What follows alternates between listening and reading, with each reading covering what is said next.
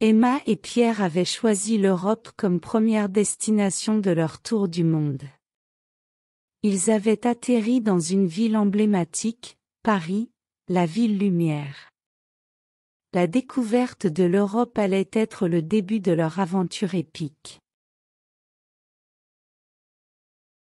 Les rues pavées de Paris étaient remplies de l'histoire et de la romance qui caractérisaient la ville. Emma et Pierre se sont promenés le long de la Seine, admirant la majesté de la tour Eiffel qui scintillait dans la nuit. Ils ont exploré les musées, découvrant l'art et la culture européens, et ont savouré des croissants frais dans les cafés pittoresques. De Paris, leur périple les a menés à travers l'Europe.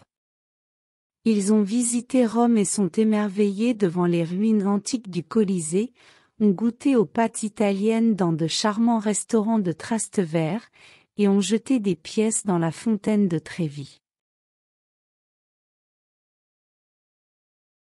En Espagne, ils ont dansé au rythme du flamenco à Séville, admiré l'architecture étonnante de Barcelone et se sont détendus sur les plages de la Costa del Sol. Chaque pays européen leur a offert une nouvelle expérience culturelle et une cuisine délicieuse à découvrir.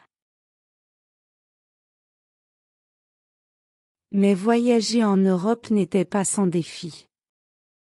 La barrière de la langue était parfois un obstacle, mais Emma et Pierre ont rapidement appris à communiquer avec des gestes, des sourires et quelques mots-clés.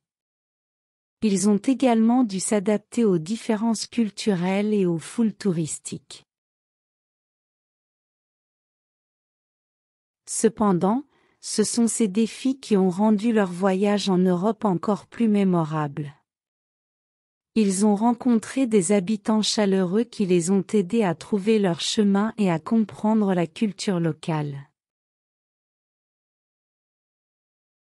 Le chapitre 2 de l'épopée d'Emma et Pierre marque leur exploration de l'Europe, une première escale riche en découvertes culturelles, en monuments emblématiques et en spécialités culinaires.